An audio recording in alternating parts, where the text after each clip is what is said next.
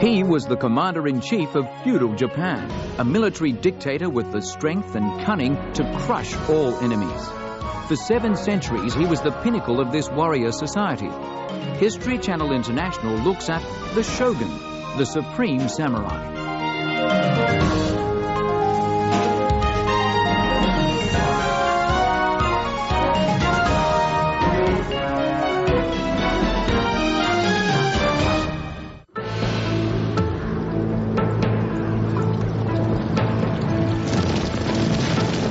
At the center of virtually every chapter of Japanese medieval history, there was war and conflict. And at the center of the conflict was the daimyo, the local warlord. It was he who chose the fights, and he who led armies of men who drenched Japan in centuries of blood. Japan was ruled by an emperor, and the warlord served the royal court. That is until one day in the year 1192, when the nation paused and set off in a new direction. That was the day a warlord, Minamoto Yoritomo, declared himself shogun. While all Japan bowed their heads to the emperor, it was the shogun whose will ruled. The shogun was the military dictator of Japan.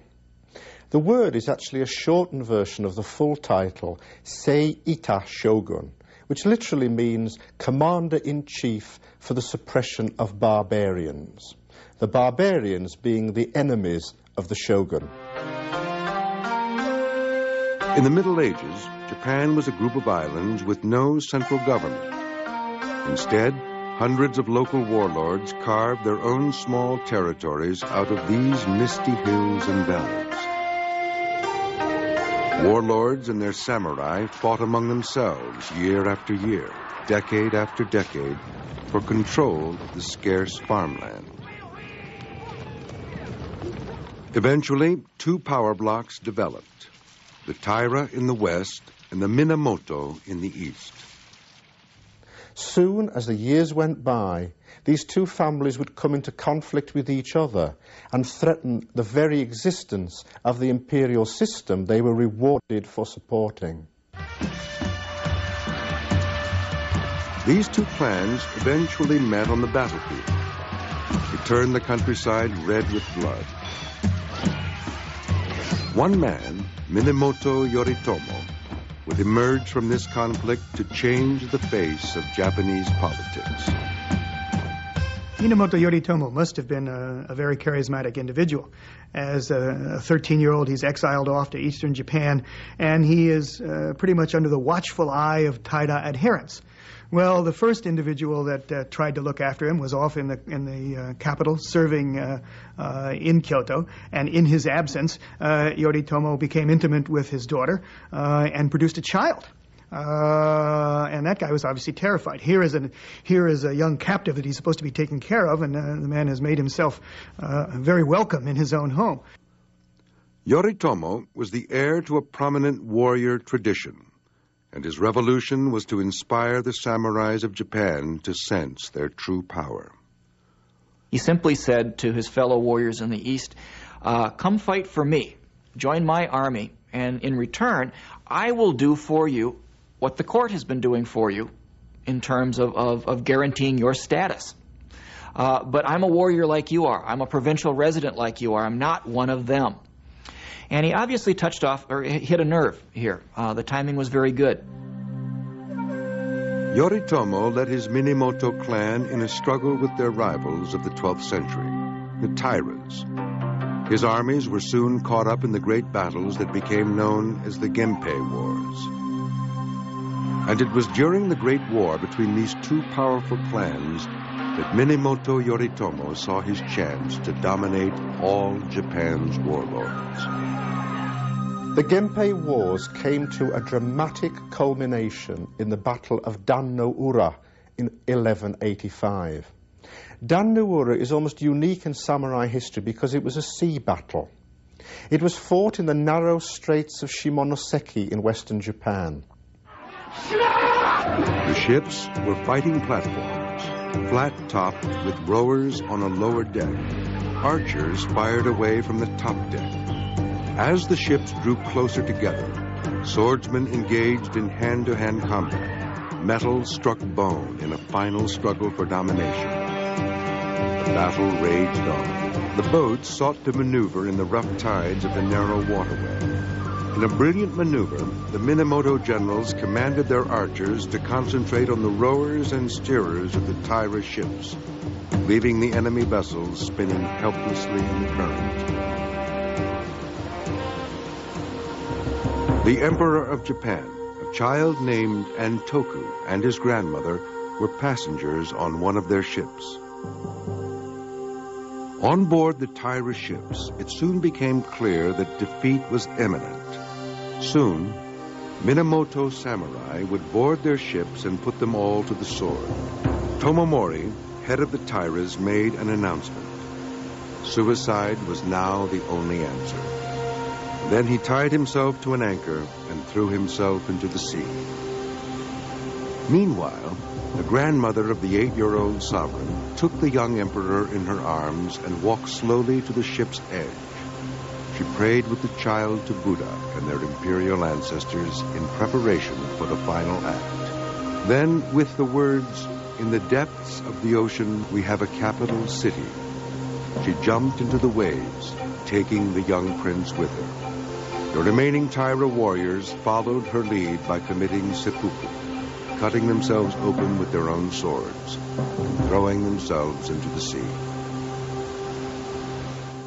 And it was said that because of the blood from the numerous slain warriors of the Taira, mingled with the red dye from the Taira flags, made the sea turn red in the area of Dan Noura. And there's one other legend about Dan Noura, that the little crabs that live on the beach have on their backs the face of the dead warriors, because the spirits of the dead Taira samurai live in these little crabs and still haunt the coast to this day.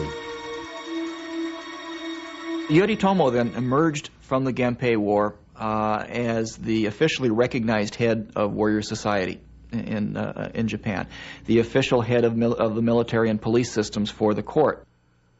Yoritomo's government was called Bakufu, named after the tents that generals set up near the battlefield. The great skill that Minamoto Yoritomo possessed was the skill of political adroitness, so that he could convert his military victories over the Taira into something more long-lasting. As a result, he set up a system of constables around the country, whereby these local samurai governors acted on his behalf rather than having the centralized rule from the imperial palace and the imperial court. Minamoto's loyal samurai warriors spread his influence throughout the country to make the point that his Bakufu government was in control. He set up his government in Kamakura, far from the emperor's imperial palace in Kyoto. It was his way of putting distance between the shogun and the emperor, to remove himself from the emperor's influence and to make a statement that the shogunate was a government of the samurai and not of the court. With this Bakufu rule, Yoritomo managed to do more for Japan than the emperors before him had ever achieved. Besides bringing the warring daimyos under his control, he created the first warrior government the Japanese people had ever known. In the process, he brought order to Japan, establishing a justice system fairer than anything that preceded it. Warriors took over tasks that the former bureaucrats of the imperial palace had been doing badly or corruptly. His loyal constables monitored everything from taxation to agriculture to military recruitment.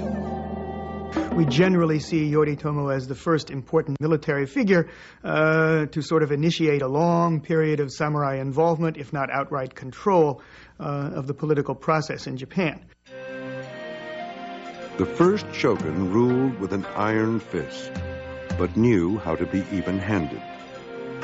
When Yoritomo died in 1199, the tradition of the super warlord was established. But every shogun that followed knew what Yoritomo knew. The shogun would only survive if he was the wiliest fox in a forest of ambitious and dangerous warlords.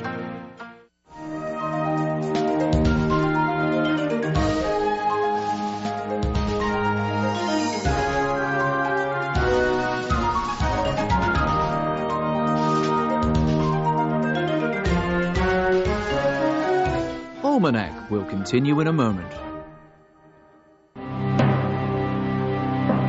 A century and a half after the first shogun died, a new dynasty of military rulers rose to power, one which embodied the greatest strengths and the most profound weaknesses of the Bakufu government. The dynasty was called Ashikaga, and its members were descendants of the earliest shogun's Minamoto clan. The most glorious Ashikaga was Yoshimitsu.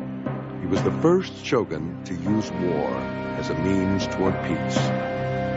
Yoshimitsu had learned well the lesson of the first shogun. What separated the shogun from the other warlords was his cunning mind. For Japan was still rife with territorial disputes. To put an end to these rivalries, indeed to survive, would take a master diplomat.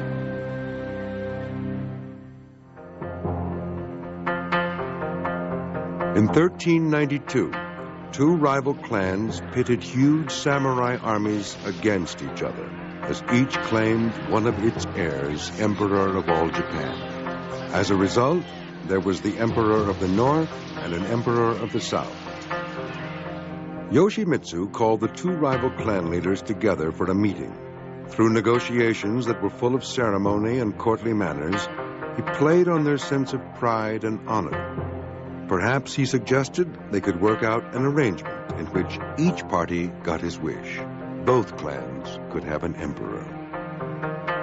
Yoshimitsu brought the wars to an end, not so much by a military victory, but by negotiation, whereby the succession between the two lines would alternate.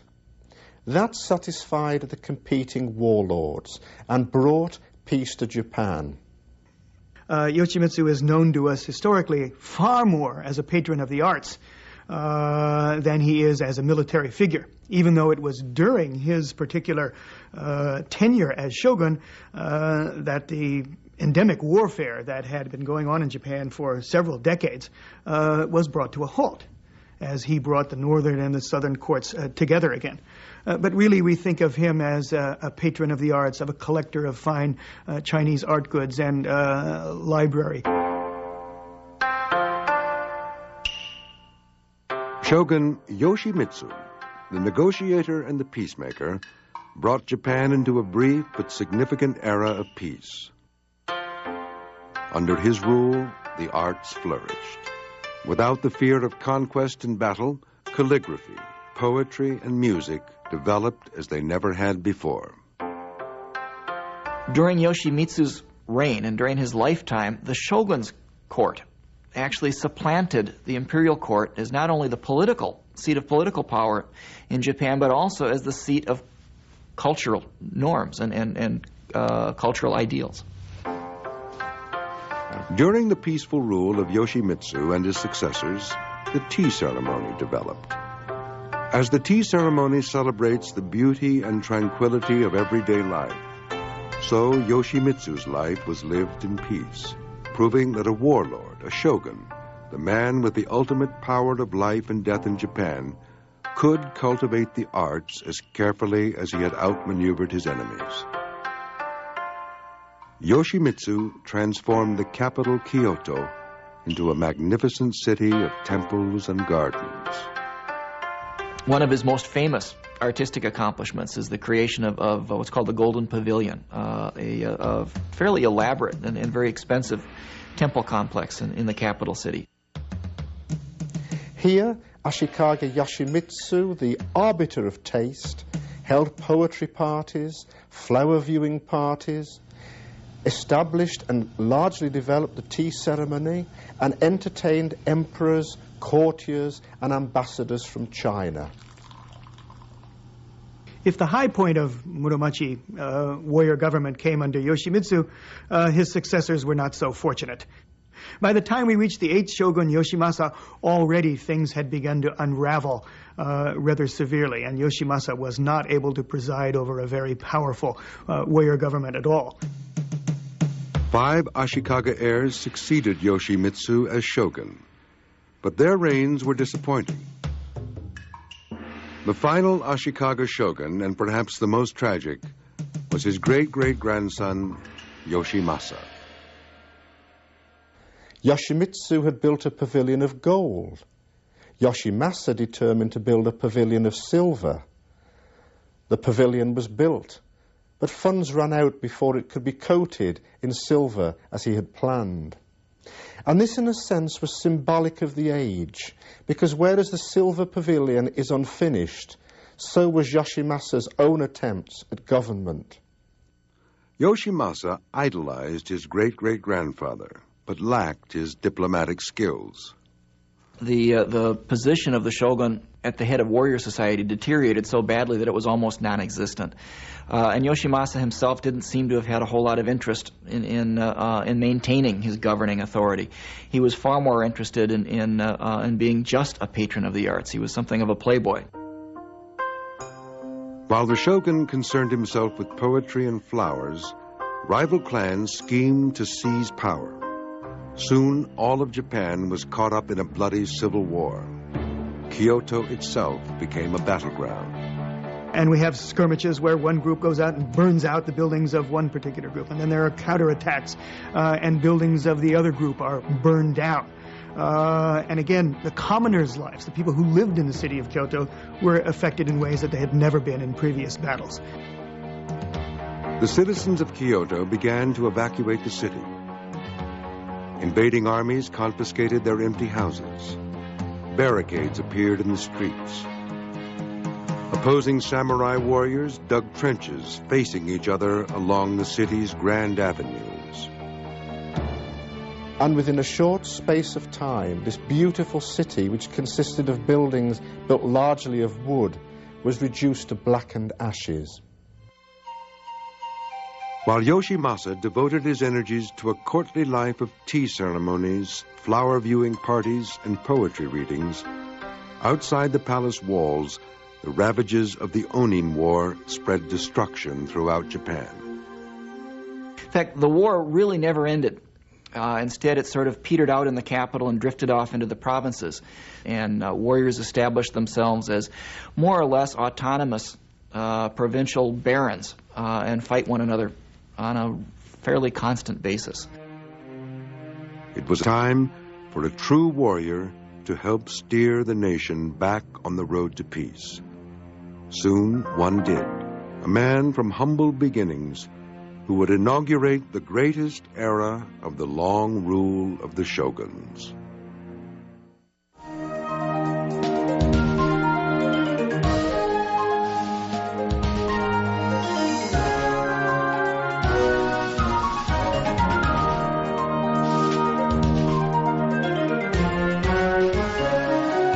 Almanac will continue in a moment. By the 16th century, clans, bandits, and fanatic religious cults fought one another in struggles so relentless that the period became known as the Age of the Country at War. Provincial warlords had become their own masters once again, and the countryside spun off into many small kingdoms rather than one central government. One warlord would steer the country back on the road to peace. His name was Oda Nobunaga. He was an intrepid warrior, absolutely without fear, and absolutely, it would seem, without shame. We remember him today because of the tremendous cruelty that he seems to have exhibited in dealing with his enemies. As the British historian George Sampson once noted, he was a cruel and callous brute. Nobunaga's origins were humble, too humble for him to ever dream of becoming a shogun. The son of a minor warlord, he remained a small territorial chieftain until opportunity knocked at his door. He controlled a comparatively small area of land.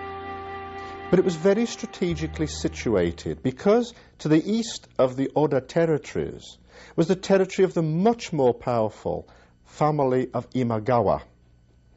And in 1560, Imagawa Yoshimoto, the head of the clan, conceived a grandiose plan of marching on Kyoto and setting himself up as shogun. With a sizable force of 25,000, the defiant warlord began to march towards Kyoto. Following the etiquette of the day, Yoshimoto planned to notify the various warlords whose territories he would pass through. There was one neighbor, though, who wouldn't be worth this consideration. Now, it so happened that the first territory that Imagawa would have to pass through was Oda Nobunaga's own province. And he clearly regarded Nobunaga as a minor irritation to be brushed to one side. After all, his troops outnumbered the Oda troops by 12-1. Imagawa's samurai burned 3 of Nobunaga's frontier fortresses with little real resistance. So confident was Imagawa Yoshimoto of ultimate victory that he rested his troops in a little gorge and held one of the traditional head-viewing ceremonies. By the time Yoshimoto had settled his troops down for a rest, Nobunaga was already mobilizing his men for an attack. During a heavy thunderstorm, Nobunaga's samurai overran the camp. The intruders reached for their weapons, and the killing began. When Yoshimoto awoke from his nap, he could hear noise and shouts, but he mistook it for a brawl among his men. Just as he emerged from his tent to stop the fighting, he saw a Nobunaga samurai racing towards him. It was the last thing he ever saw. The Battle of Okihazama, as it is called, lasted only for about 15 minutes, and it turned out to be one of the most decisive battles in Japanese history, because it raised Oda Nobunaga, the minor warlord, to a position of military preeminence in central Japan. It was his springboard to move towards a goal of unification. At the age of only 21, Nobunaga was on his way to becoming the ruler of all Japan. He continued to wage campaigns across the country. One by one, he eliminated the country's most feared and unruly warlords. Province after province fell under Nobunaga's control. If we tend to think today of Oda Nobunaga as a warrior who was absolutely ferocious in defeating his enemies and not giving an inch, all of his life wasn't devoted totally to the military conquest of Japan. He was a man of very eclectic interests. And certainly we owe a lot to Oda Nobunaga as the individual who perhaps facilitated the spread of early Western civilization in Japan. It was in the 1540s, as a matter of fact, that European civilization reached Japan. He made brilliant use of the newly arriving Europeans. He pitted the Christian missionaries against a fanatical Buddhist sect of warrior monks. They were tough fighters who had challenged his rule and caused him endless problems on the battlefield. He let loose newly converted Christian samurai with a religious fanaticism of their own. They took on the monks with tremendous courage and determination. Nobunaga swore that he would destroy them yama yama, tani tani, which means on every mountain and in every valley. He destroyed them without a moment's thought. Thousands of people met their death. Particularly, he is remembered, for example, for burning down the entire religious establishment at Mount Hiei, which had been the protective temple for the capital at Kyoto since it was founded in the 9th century. And thousands of people met their death when he burned down all those buildings and put everyone to the sword. Nobunaga was quick to employ another export to the shores of Japan: gunpowder. He was the first warlord really to understand the potential of using guns in battle. Lots of other warlords used them, but very few had used them effectively. At the Battle of Nagashino, Nobunaga put his musketeers on the front line and ordered rotating volleys. As inaccurate as they were, the volleys proved deadly, cutting down the closely gathered enemy samurai as soon as they ventured too close.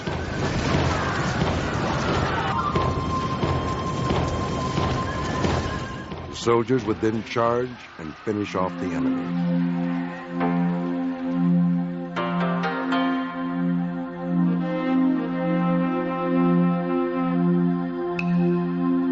His power consolidated, Nobunaga ordered a magnificent castle built, overlooking the largest lake in Japan. He then commissioned the country's most famous painter to fill it with golden screens of great splendor. Nobunaga's authority remained unchallenged for over 20 years, until in 1582, an ambitious general decided to seize an opportunity. Nobunaga had stopped for the night at a temple in Kyoto on his way to a castle siege in the west.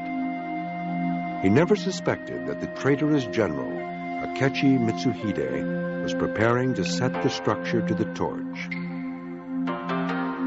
While flames began to consume his placid surroundings, Nobunaga would deny his enemies the pleasure of assassinating him. He committed ritual suicide. The man who killed him, Akechi Mitsuhide, has acquired the title into history of the 13-day Shogun, because 13 days is all that he lasted. Once the news of Nobunaga's assassination reached his loyal general Hideyoshi, Hideyoshi rushed back to Kyoto to destroy the usurper. The treacherous assassin's plans of ruling Japan were never to materialize.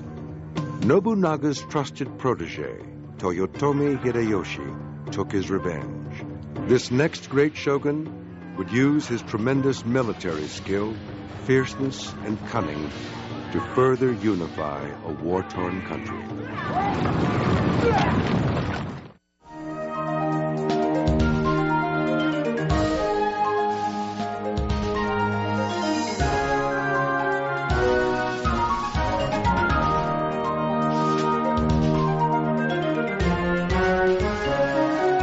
Almanac will continue in a moment. Toyotomi Hideyoshi avenged the death of his master, Oda Nobunaga. He had the murderer's head put on public display. A crude form of press release, clearly a warning that Hideyoshi was taking over where Nobunaga had left off. But Hideyoshi found a Japan still torn apart by restless warlords. He quickly set out to further the cause of reunification. Toyotomi Hideyoshi was Japan's most dramatic rags-to-riches story. He began life as a peasant, as a foot soldier in Nobunaga's army. But his skill, his fierceness, and his cunning helped him advance as a military officer. He's an individual that showed incredible ability to fight and to organize troops, to communicate well with other troops who were placed under him, and he rose rather rapidly within the command of Oda Nobunaga. Hideyoshi had risen from the peasant class to become a commander of samurai. Eventually, he became the ruler of all Japan. He was a fearsome sight, a warrior who led his men into battle. Some people said he had the face of a wizened monkey, but that on the field of battle he was a veritable war god. And like the other two great unifiers of Japan, Hideyoshi led from the front. Hideyoshi was as crafty as he was ruthless, and he soon implemented a plan to rid the islands of undesirable weaponry and any challenges to his authority. In 1587, he issued an edict that all non-samurai were to turn in their swords. The soldiers fanned out across Japan in what became known as the Great Sword Hunt. He decided that the peasantry, the population at large, did not need to be armed. As he said in his particular edict, it hindered the collection of taxes, as one could imagine it very well did. And so an enormous amount of arms was collected from the population at large, so that Hideyoshi could feel more secure. This meant that there were fewer people out there who could perhaps rise up and smite him down. He knew that his enemies would be outraged, so his sword collectors simply explained that the weapons were to be melted down and transformed into a huge statue of Buddha. It would benefit it by bringing about peace, and also it would be honored in the next life, because these weapons of war would have been melted down and turned not quite from swords into plowshares, but from swords into an image of their god. But even with the thousands of weapons smelted into the prodigious belly and smiling eyes of the great Buddha, Hideyoshi's work was not complete. One proud clan still refused to buckle under the shogun's rule. These were the mighty Hojo, who ruled the east of Japan from their fortress of Odawara. Toyotomi Hideyoshi laid siege to Odawara Castle with an army of nearly 250,000 men.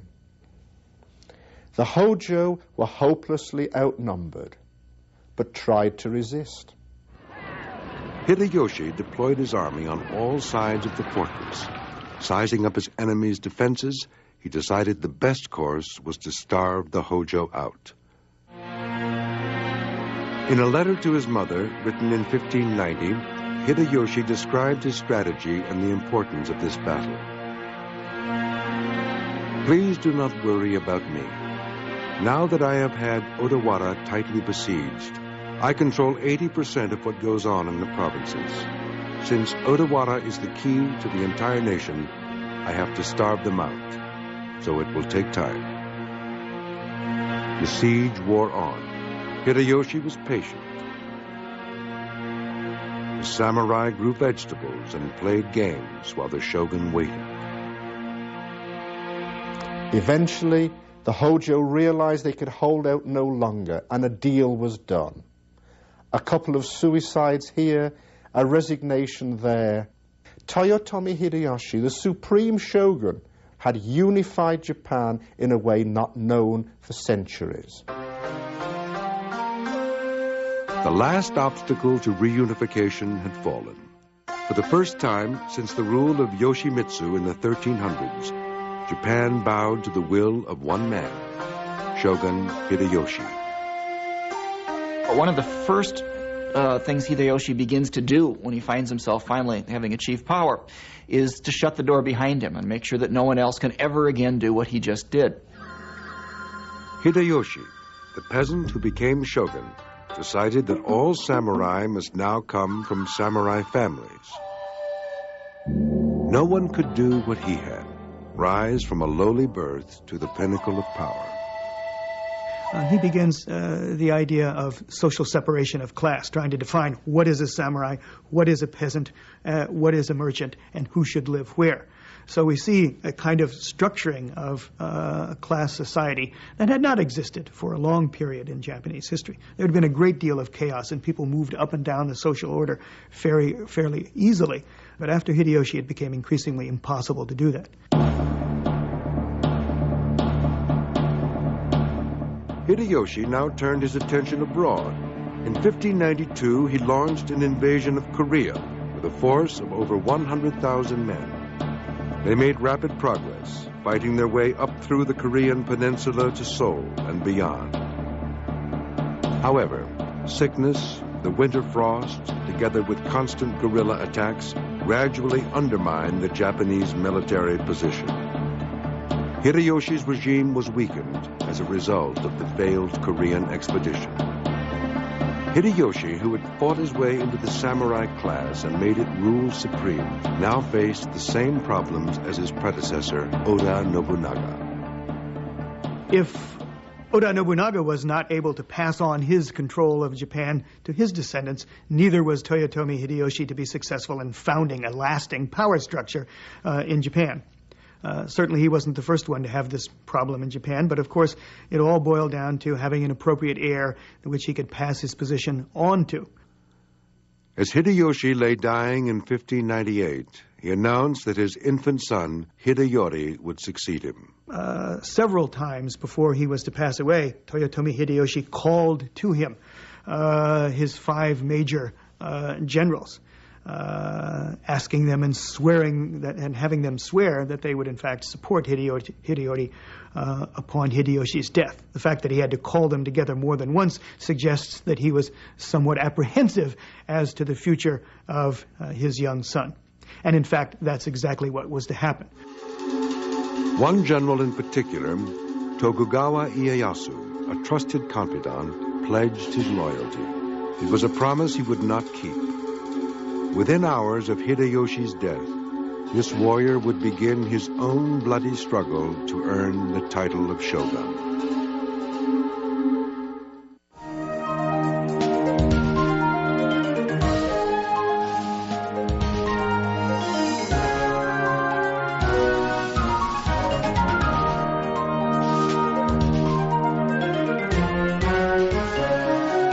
Almanac will continue in a moment.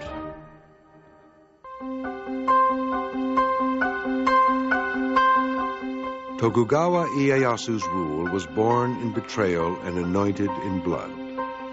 He had sworn at the deathbed of Shogun Hideyoshi, his mentor, that he would support his son as shogun. Now, the third of the great unifiers of Japan claimed the title of shogun for himself. There's a story about how Ieyasu, Hideyoshi, and Nobunaga were supposedly sitting out on a veranda one night watching a nightingale sitting on in a tree nearby, and they began discussing how it is that they would get this nightingale to sing. Nobunaga says, "Oh, well, that's simple. If it doesn't sing, I'd kill it." Hideyoshi says, No, wrong approach. What you do is you maneuver it into a position where it has to sing. Ieyasu says, no, you've got this all wrong. It's very simple. You wait. Eventually, it will sing. Ieyasu, who had sworn loyalty to Hideyoshi, had waited patiently for the opportunity to betray him. On a misty morning in October 1600, he prepared to do battle with the forces still loyal to the late shogun's young son, Hideyori. They met in battle in 1600 at a little place called Sekigahara. Sekigahara was one of the most decisive battles in Japanese history. The morning of the battle was so foggy that the opposing armies literally bumped into one another. Slowly they assumed positions on opposite sides of the valley and waited for the clouds to lift. The sun finally burned through, and the battle began. Ieyasu ordered a blast of firearms that sent his enemies tumbling down the far hill. He followed up with a full-scale attack. The musket units abandoned their guns and resorted to more traditional fighting techniques, face-to-face, one-on-one. The Tokugawa triumphed. They destroyed their enemies utterly. At the conclusion of the Battle of Sekigahara, Tokugawa Ieyasu held the traditional head-viewing ceremony. He asked one of his retainers to bring his helmet forward as the first of the heads arrived.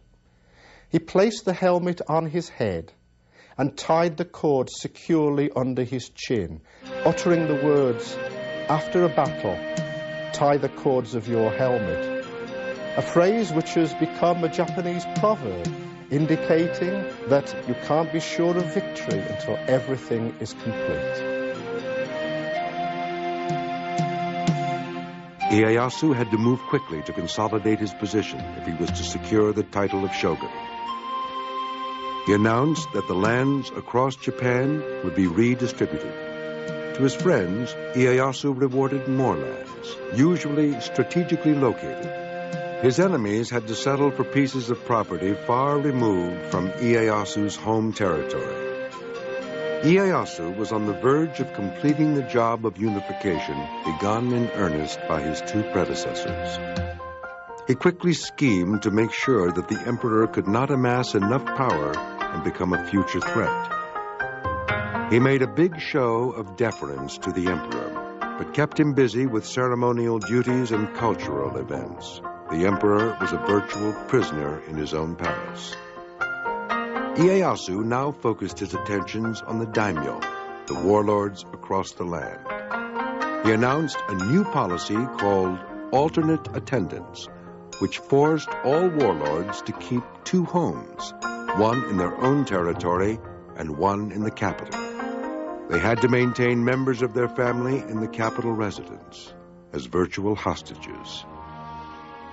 This proved an effective antidote to any thoughts of rebellion. Keeping a second home was expensive. They were too short on money to finance a potential rebellion. On top of all this, they also had to pay rent to the shogun for the privilege of keeping homes in his capital. Japan, the land of constant war, stood ready to enter a new golden age of peace and cultural renaissance. But one crucial battle was left to fight. Hideyori, the previous shogun's son, remained alive. He posed a threat as the only living contender for the title of shogun. Hideyori would have to die before Ieyasu could truly rule. In 1614, Toyotomi Hideyori shut himself up in his late father's castle of Osaka. One of the strongest castles in Japan, was filled with all the people who had suffered at the hands of the Tokugawa triumph. Ronin, the men were called, samurai who had lost their master, numbers of disaffected Christian samurai who had suffered persecution, and anyone else who opposed the Tokugawa's rise to power. Eventually, of course, matters have to come to a head, and Ieyasu realized that. And so in 1614, he used a fairly flimsy excuse to pick a fight with Hideyori, and the result was the two campaigns at Hideyori's castle, Osaka Castle. Hideyori's fortress walls were protected by guns, cannon, and other firearms. His forces were considerable. He would not yield easily. Ieyasu's army numbered almost 250,000 men and were equipped with 300 guns aimed at the fortress walls. His greatest weapon, however, was his own cunning mind. First, he sent a representative to engage in phony peace talks with Hideyori's anxious mother. She was seduced by the offer of a quick and bloodless reconciliation and pressed her son to negotiate. He agreed to Ieyasu's terms. The peace negotiations reached a satisfactory conclusion, satisfactory to the Tokugawa, which was that Hideyori would continue to live in Osaka, but pose no threat to the Tokugawa. Ieyasu made a show of disbanding his army. Immediately after signing the peace treaty, Ieyasu's engineers began filling in the moat of Osaka Castle. Toyotomi Hideyori, naturally enough, protested at this, but it was pointed out to him that now that peace had come to Japan, who needed moats or walls? But once again, betrayal was in the wind. In May of 1615, Ieyasu returned with a large army. Broken promises aside, the opposing armies now fought in earnest. Hideyori's men put up stiff resistance, but despite their best efforts, the defenders were doomed. In the final hours of the month-long battle, the 73-year-old shogun led his troops through the ramparts of Osaka Castle, now engulfed in flames. Hideyori knew his cause was doomed. In true samurai fashion, he retreated with his mother to a quiet corner far from the combat and committed seppuku. This battle would be remembered as the last conflict ever fought between opposing samurai armies. The very interesting thing about Tokugawa Ieyasu is that his very success in bringing peace to Japan and stability to Japan and to restoring a sense of unification was to transform radically the nature of the samurai class out of which he came. That is to say, so successful was his government that for almost 250 years, Japan lived one of the most peaceful periods in world history. There just were not major outbreaks of violence. Ieyasu knew that power could only be sustained when the country was at peace. To To maintain the peace, he created a massive bureaucracy, which turned samurai warriors into government workers. And peace would be maintained by sealing Japan's borders. Ieyasu expelled the Christian missionaries and kept Japan a closed fortress until Commodore Perry, with his armed ships, appeared in Tokyo Harbor in 1853. With ferocity, cleverness, and cunning, Tokugawa Ieyasu enabled his descendants to rule for almost 250 years.